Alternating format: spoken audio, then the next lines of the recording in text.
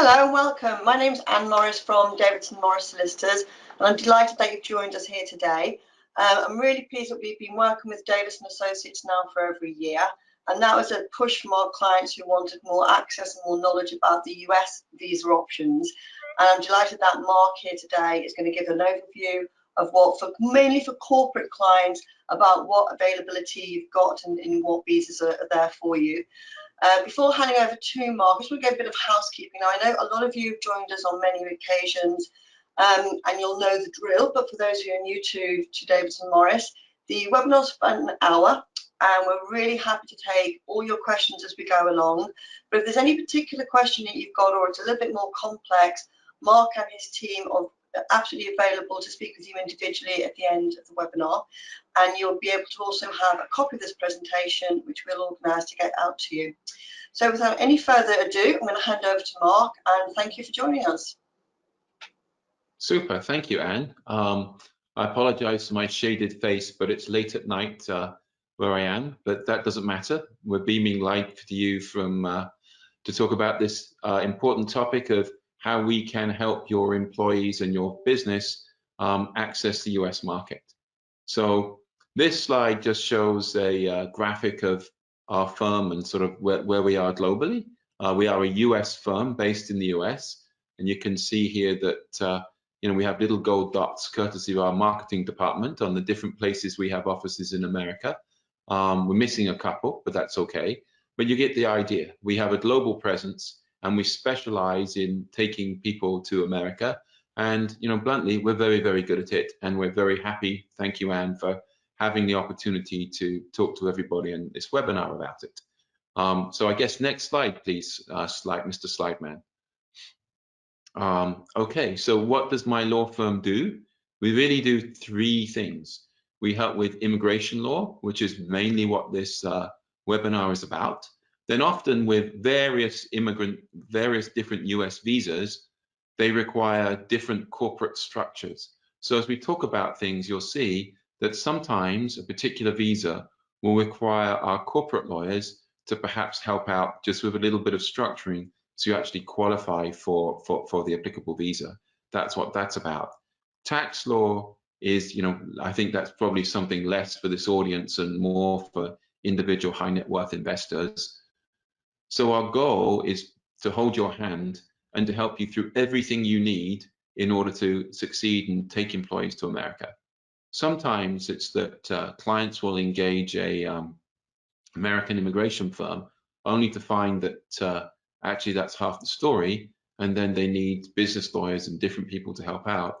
But as I said, our goal is to take you and your employees to America, and bluntly, we're very, very good at it. So with that ado, what's the next slide, please?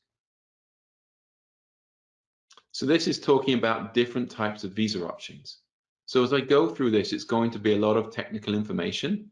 And if it gets boring, you need to please ask a question. So if you start to get bored, probably other people are getting bored too. So please ask an interesting question so that we can address it and move things forwards.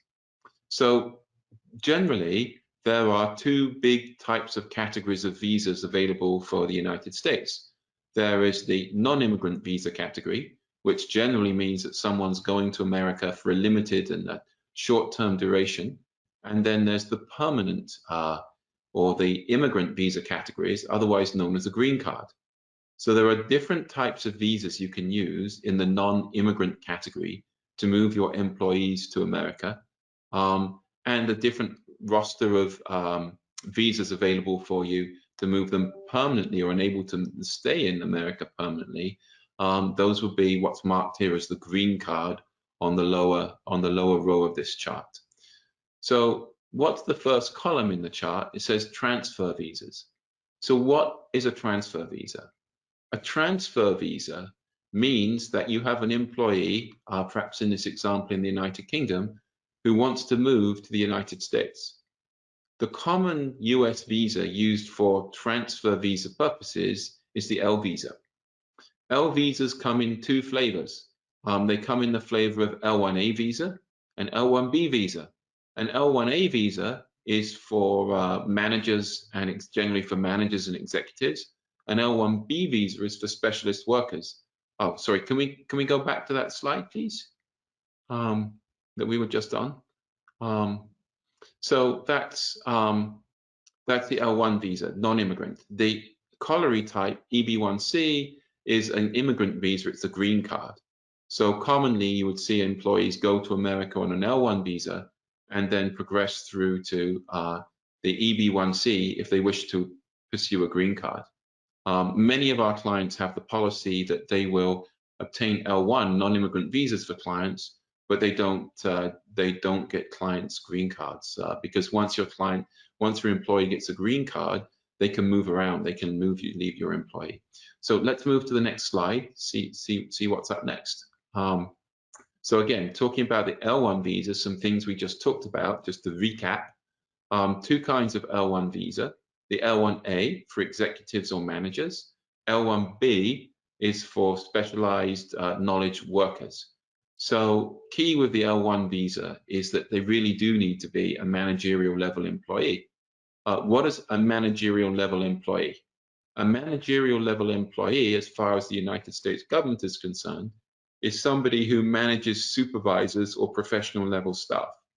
So for example, if you have a restaurant location in America and you are sending one person to the restaurant location as a manager, they may actually struggle if it's a small restaurant location on an L1A because they probably don't have enough supervisory level employees in that one location to qualify as an L1A.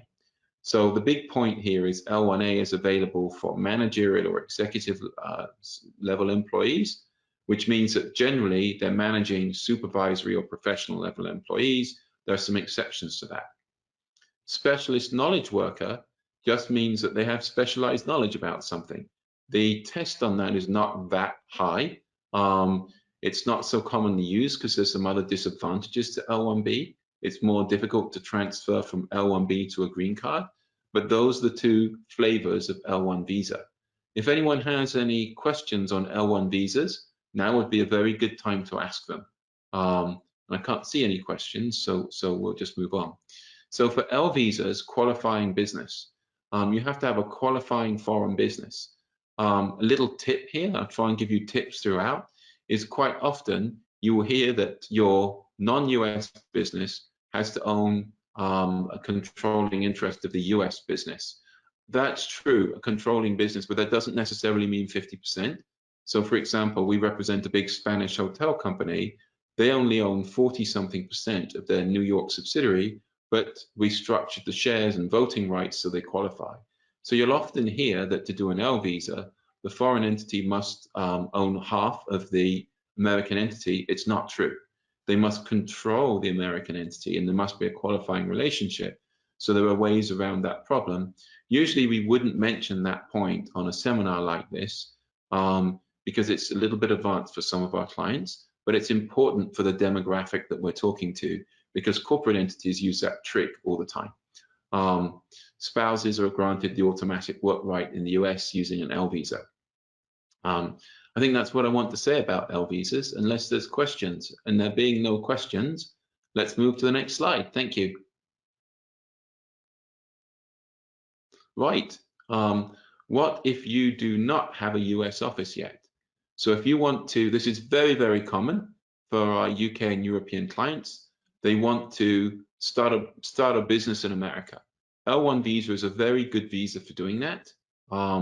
And you can start a US office for L1 visa purposes. You'd establish a business in America and you can send someone over to run and oversee it.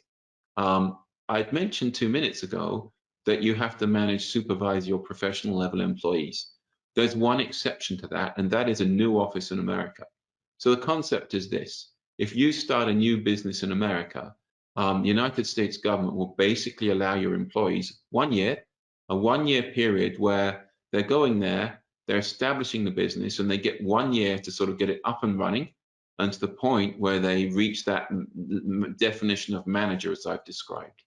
So another couple of little tricks here that's commonly used by corporations is USCIS is going to want to see that used to be mandated by the rules, now not so much, but they're going to want to see that you have a US office.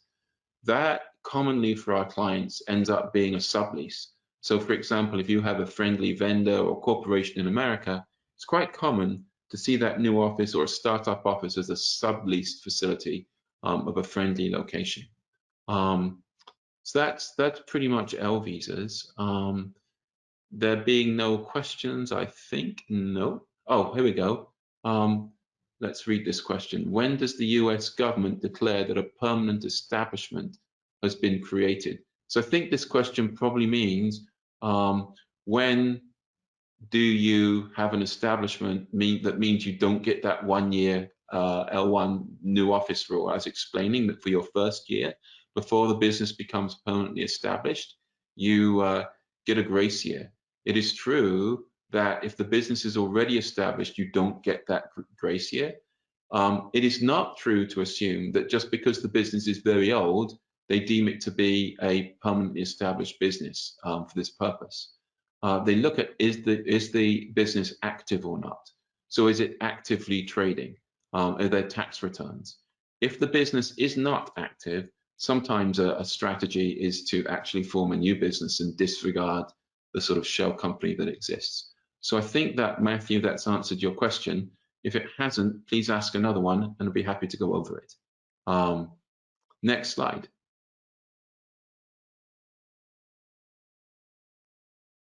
Right, we're back to that chart. This time we're talking about investor visas. So transfer visa is about being an employee outside the United States and transferring into the United States. Investor visas are great. The E2 visa is probably one of the best visas that's available for the US. And for this user group, usually when we talk about E2 visas, we talk about someone being an investor in the United States. They have to own half of the US business, and there are various things that you can do as an investor to open a branch in America. In addition to there being the E2 investor visa, there is an E2 worker visa. So it's kind of similar to that L1B visa we were talking about, in that an E2 employee visa, if you show us basically, if you show a specialized skill set, you can move employees with the same nationality as the investor to the US. So, for example, if I open if I'm British myself originally, I'm 50%, so I was born in the UK. So if I was to open a business in America as a Brit, then it would be a British-owned business. Because I own 50% or more, it would be deemed to be on a British-owned business. That would mean that under the lesser used E2 category, I could bring other UK nationals to the United States as specialist workers. I can see the question might become, well, why would I do that instead of that L1B visa? Well, there's several reasons. Firstly, an E2 visa can last a lot longer. Secondly, right, an E2 visa doesn't require you to have worked for 1 year outside the United States before moving. So with the L visa category, your employees must have worked for at least 1 year in the foreign entity before transferring to the US. That is not true with the E2 visa. So the E2 visa, we see as being more flexible. There's some more flexibility built into it. But the restriction is must have the same nationality as the primary investor. Investor visas. Then the green card equivalent of the E2 is EB5. That's probably not of a great interest to this group unless you're talking about the business owner. EB5 requires your employee to invest currently a minimum of $800,000 in America and create 10 jobs. So if you're talking about very senior management and business owners, EB5 category may be relevant, but it's probably not going to be relevant for most workers. Next slide, please. And there we are, just to go over the E2 again. I gave you the synopsis. E2 visa, what is it? It allows the permanent citizens of treaty countries to invest in the a US business. Must be a substantial investment. I'm going to run through this because this is on the investor side. As you can see at the bottom, it enables employees to move, importantly, to move to the United States. There's one big downer with the E2 visa. And when we have our test at the end of this presentation, one of the questions might be, what's the special rule for E2 visas in UK? Well, there is a special rule for E2 visas in UK, and it's that your applicant is supposed to be resident in the mainland United Kingdom. It's just something that applies to UK nationals and nobody else. Like anything else, there are sometimes some workarounds, but just know that that's a rule. If you're trying to use the E2, then the worker is supposed to be resident in the United Kingdom. Next slide, please. Not from a treaty country. Well, I'm going to go through this very quickly because I'm not sure how relevant it is to the people here. But if you're not from an E2 treaty country, there's a way around that, which is to purchase a citizenship to Grenada or Turkey, but most employees aren't doing that. So, you know, I'll gloss over this and move on unless someone has a question about it. Next one. Thank you. EB5 investor visa, we just talked about. To go over it again, probably more relevant to someone at the business ownership level. As you can see, minimum investment created must be 800,000. This can be an interesting option if you want to expand into the US and you want to raise capital. Say you're opening a US business and you want to raise $800,000 towards those costs, then you might be able to find another Brit who wants a green card, and they can invest 800,000 in your US business, and in return for investing 800,000 in their US business, they may make themselves eligible for a green card. So again, I'm not sure how applicable that is to I'm not sure how applicable this is to everybody on this call, but you know, another way to use the EB5 investor would be to finance an expansion into the United States at a very low interest rate. So let's see. What if they are E2 settled? Okay, next slide.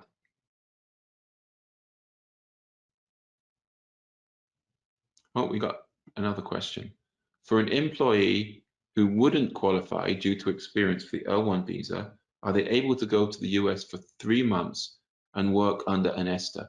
Well, that could be possible. You can't work in America under an ESTA, and you can't work under an H1 visa, excuse me, a B1 visa either. There are some rules. You can go to America in order to set up a project. You can go to America to attend conferences on ESTA and B1. You can't work. However, there is a little known category of visa, which will pop up in a minute, called the B in lieu of H visa. And that is basically the United States government recognizing that their visa program is an anachronism and is very unworkable and clunky. So the US State Department came up with this new visa category that doesn't really exist, called B in lieu of H. What a B in lieu of H means is your applicant gets a B visa, and they can go in circumstances where usually it might be an H work visa. They can then go to America. There are certain rules that are attached to that process. It avoids the H1 cap. There's certain rules that are attached to it, like the salary must come from outside the US. That category is typically used by someone going for a project. So for example, say that you work with, as one of our clients does, hotels, and you sell furniture to hotels. Then you may send a crew over to America to go and reassemble furniture and put it into a hotel. That's a limited type duration project. People will be being paid from abroad. I'll mention this visa category again in a minute, but this is an answer to the question that was just asked, which again was, if you don't qualify for the L1, can you go to the US on an ESTA, or, you know, it doesn't say, but ESTA or B1? The answer is, well, you can go, but you can't really work. So you don't want to hear that you can't do something. The solution may be to that B in lieu of H. So let's talk about those work visas. Generally, the workhorse of the work visa program is the H-1B visa program traditionally. H-1B visas, though, are very difficult. You basically have to apply in April of every year. Then your employee has to wait to start, generally has to wait to start work in October unless they're cap exempt. So we actually do very few H-1B visas because they're just a very awkward visa. There's also a limited number of these visas, so clients usually end up in a lottery. So it's a lack of predictability It's not a great visa for a company that's looking to be able to be confident they're going to be moving employees to America. There is an H-1B exempt category, and we'll see a slide in a second that talks about some of the things that fall into the H-1B exempt category. Similarly, there's a green card equivalent to an H-1B, which are the EB2 and EB3 categories. EB2 and EB3 are basically the US employer saying, we want to hire a foreign person, and then jumping through various hoops so that they can move through the EB2 or EB3 categories to a green card. So let's just go over that work visa in a little bit more detail if we can by taking a look at the next slide. And here it is. So H-1B visas and EB3 visas, what are they? H-1B visa, temporary visa for highly skilled professionals. US employer must register as a sponsor. Annual lottery, as I just mentioned, 85,000 visas, 20,000 of which are set aside for people with advanced degrees. That means if your employee has an advanced degree, they have a better chance of getting an H-1B visa allocated to them in the lottery. Renewable for a maximum of 6 years. So you have to have a strategy when the H-1B expires.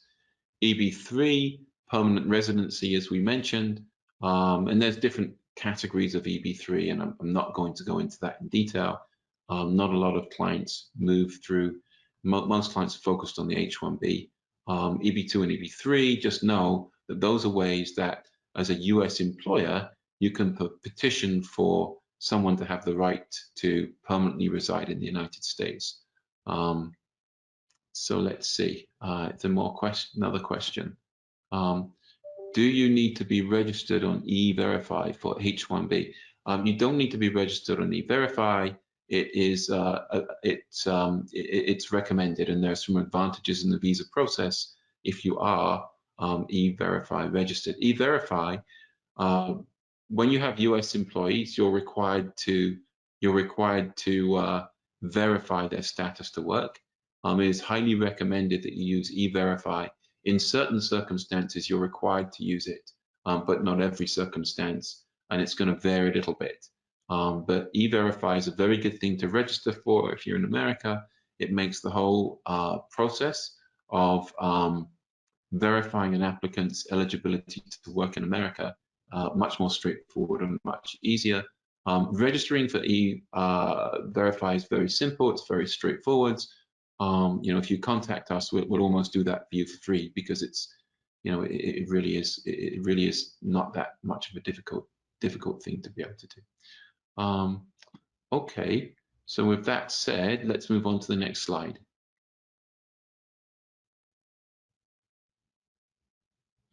Right, oh, here it is, the H in lieu of B. Well, it should be B in lieu of H, actually, but anyway. What are they? The B1 visa. This is going back to the question that I think it was, who was it who asked this a little bit ago? Was it Joe or Matthew?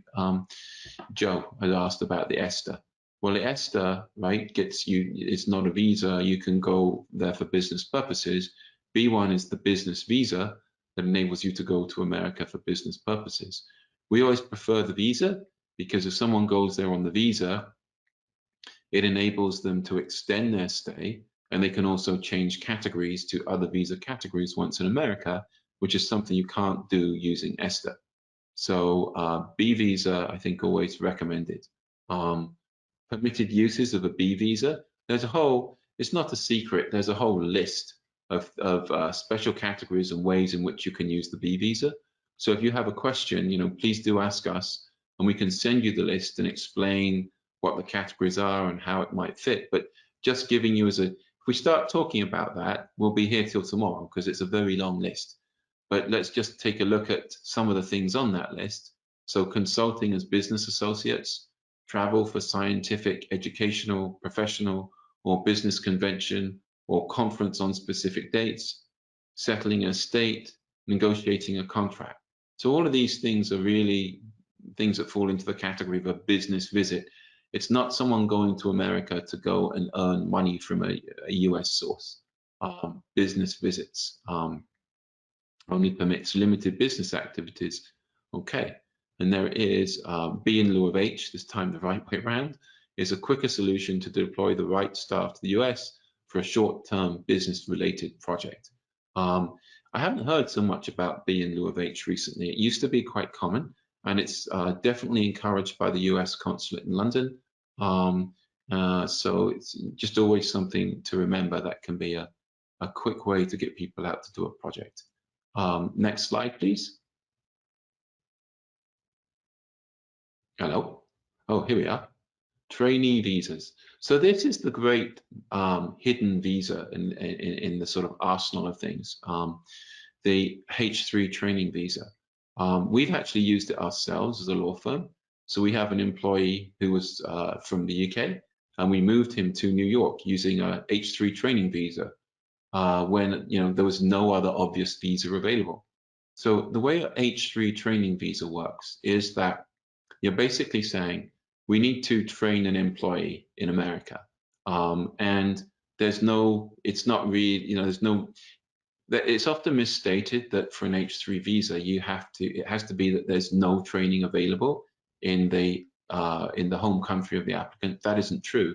You can just show that it's difficult. So for example, the H3 person my law firm moved was a firm administrator who was going to be, we argued that, excuse me, he needed to train in US immigration and learn about US immigration. There are other US immigration lawyers in London, so it's possible to do it in London, but we said obviously much easier to do it in America, and USCIS, the American government, agreed and happily moved him for 2 years to America on an H3 training visa. So H3 training visas, not so many people have heard of them, but remember, that can be a way to move someone very quickly to America in a very cheap and effective way. The employees are there for a 2-year period.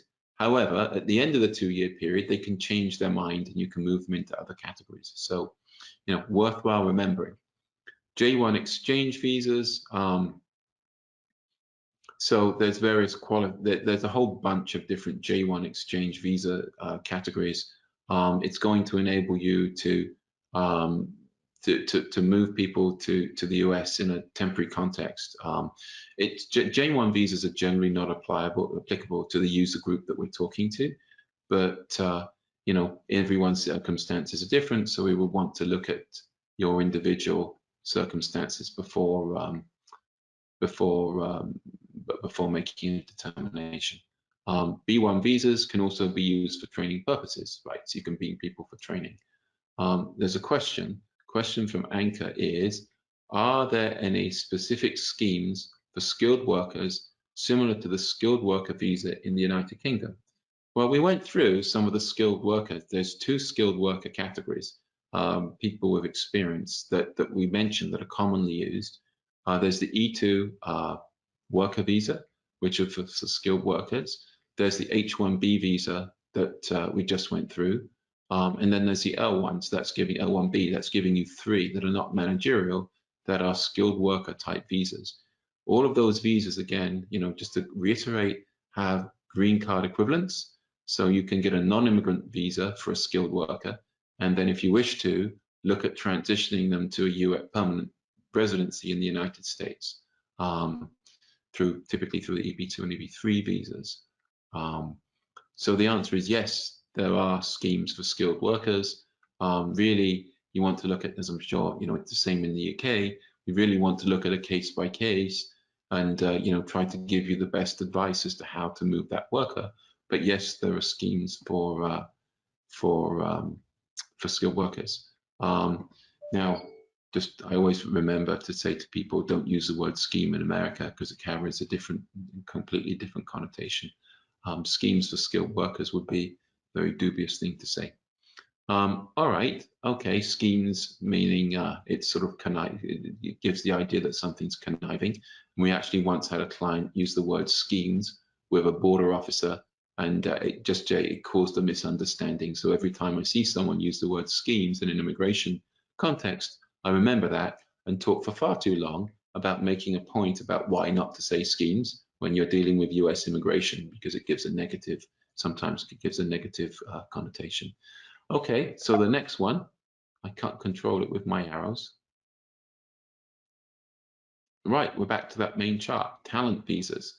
So talent visas, we have, oh, hey, there we go. O1 visas, EB1A, national interest waivers. So the O1 visa is, I always try to simplify it a little bit. O visas to make it easy to remember, and it's not quite right. I always think O stands for outstanding, just an easy way to remember it. It's not quite as simple as that, but O is for, you know, truly talented and outstanding people. O1A, people extraordinary abilities in business, education, arts, and science. O1B is for individuals who have been recognized nationally or internationally in film and television. So again, you know, the O1 category is for highly talented people. We fairly commonly use the O1 visas category is quite a good category to use. It's a catch-all. And you know, it works. So you know, I'm thinking we've had O1s in various professional fields. We've had O1s in film and television. We've had O1s in financial management. It's basically, and it can work for almost any area. You just have to prove that the person's talented. And the American government have a list of criteria for determining whether someone's super talented or not. If you'd like to have a list of the criteria, please ask, right? We're only too happy to provide that to you. Then again, there's a green card equivalent to the O1 non-immigrant visa, the green card equivalent being the EB1A visa. So the EB1A visa is, it gives them an immediate green card. So if you have someone who's doing an EB1A, examples that come to my mind of ones that we've done would be a professor of neurology at Columbia University who has a Nobel Prize, another EB1A for a managing director at Goldman Sachs. So, you know, if EB1A was easy, everybody would do it, right? Because it's basically saying, I'm so super talented that of course America would want to have me, and that's all I have to do. So, you know, if it was easy, everybody would claim an EB1A. It isn't. It really is, you know, people who have risen to the very top. But if they can show they've risen to the very top, then basically America is saying, we'd love to have you. Please pop over to Heathrow in the next taxi. We'll roll out the red carpet and welcome to the United States. So obviously that's, you know, the cream of the cream and not easily, not necessarily easily obtained.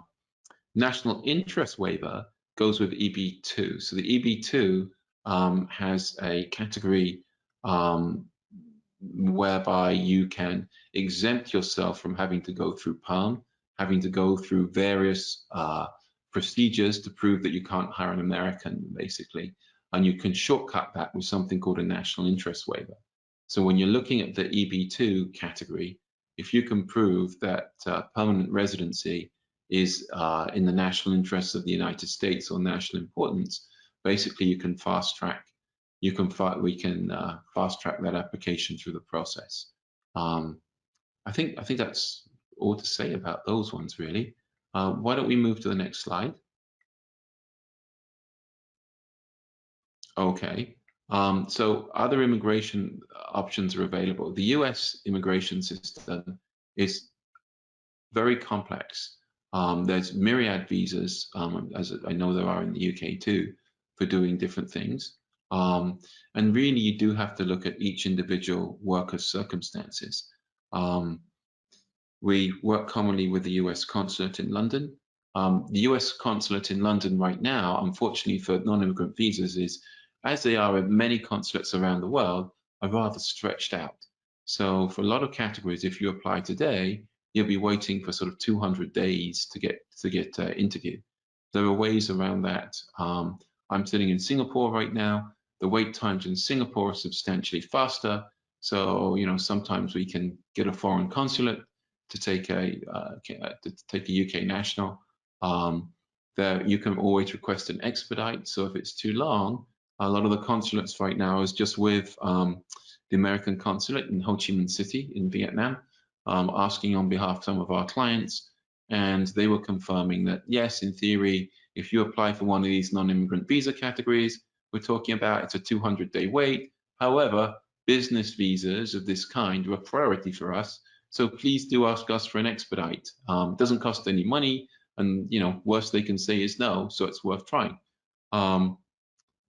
Okay, so let's see what other questions we have. I don't see any other questions. So we've done that's a pretty rapid run through the US work visa options available for people. Perhaps we can go back to that chart at the beginning of the presentation.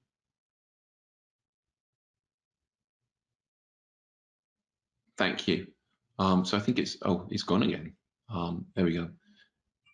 Oh, no, it was there. There it is. Right, US immigration options. I think, this is worthwhile using as sort of the framework of analysis here. These are how the options, line up. You've got these transfer visas, the L1A and L1B visas that we talked about. Investor visa, the US investor visa is the E2 visa. For an E2 visa, you have to be from a treaty country. UK is a treaty country. I explained there's a special rule for UK. There's the E2 workers. There's also another visa category that's less commonly used, which isn't on this chart, called the E1. E1 is a treaty trader visa. So E2 is treaty investor. In addition to that, a useful trick sometimes is the E1 visa. E1 is treaty trader. That means that you have a business, say in the UK, that primarily trades with the United States. Using the E1, you can send someone to America as sort of the representative, if you will, of the UK company. He goes there to represent the company and to sell. So that's E1 visa, which is treaty trader. E2 treaty investor visa. Then we talked about some of the work visa options. H1B, traditionally the workhorse of the US non-immigrant visa program. However, there's big problems with the H1B visa in terms of the lottery system, in terms of visa availability. So, our clients would tend to try and avoid using H1B visa. I gave you the example of the B in lieu of H visa, which can be used quite liberally actually in London to be able to send employees to the United States for limited scope of project. I mentioned the all too forgotten H3 training visa. So that there's the roster of H visas, and then finally we talked about the talent visa being the outstanding O and outstanding categories. So I think for a first webinar, to be honest, I know we're at 3/4 of an hour. I think that's a good start.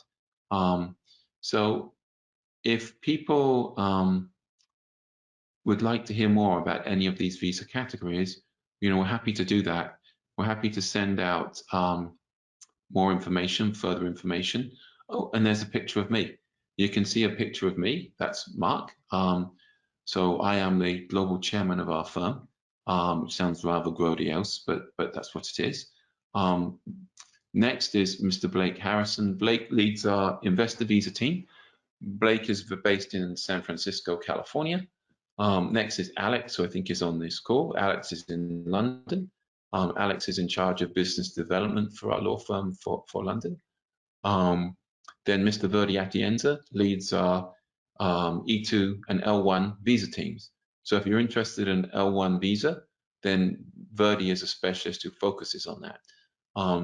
That's the way we choose to structure our firm. Rather than have multiple lawyers doing different things, we have specialist silos of teams of lawyers who focus on these different visa options.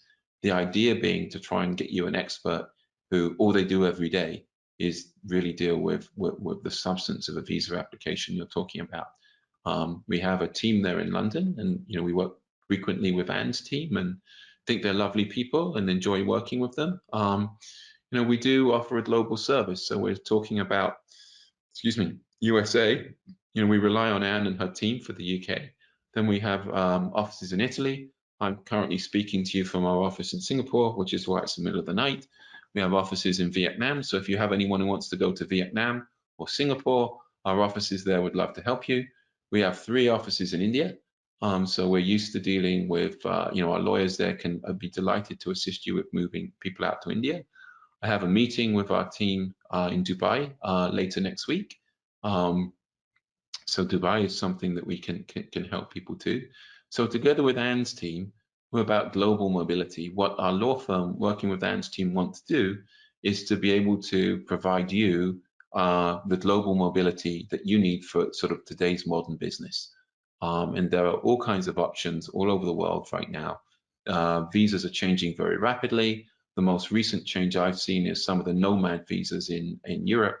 Italy, I got myself an Italian residency permit with Brexit, but Italian nomad visa is, I think, the newest one I've seen come out, which came out just in the last few weeks. So countries are coming up with new options that enable people to work there, travel there, and to provide options to people on this call. So I don't really have anything else to say, unless there's some questions. Anne, great. Here's Anne. Hi, thank you very much. It's really interesting. And I agree with the comment about the new visas in different countries coming up with different ideas for different options. Britain's doing exactly the same, absolutely. And I think it's just going to be the way for all countries, in dealing with Brexit and in dealing with also, people still need to move around. They still need employees. So yeah, I think it is going to be a case of watch this space. Right, and I agree. And the exciting thing, I think, is, US visas have been a nightmare. Moving people around has been a nightmare. And I think there's a change. Things are getting more complicated, but I think that, I think there's a change. And I think countries want qualified workers sort of on some of these nomad things. And, I think that it's a brave new world if you can follow the regimes and there's new opportunities. So that's what I think. Perfect. Well, thank you so much for hosting this webinar today. And as I said at the beginning, at the housekeeping stage, if anybody wants any more information from Mark and his team, let us know, and we can certainly arrange any meetings or whatever. And I know Scott will make sure that the presentation is sent out to everybody. Right. Yeah, I mean, just looking at this, one thing perhaps it's worth just re-emphasizing is, if you move to the US, there's more to it than immigration. And Anne and I are used to working with clients who do those things, and we'd love to be able to help you.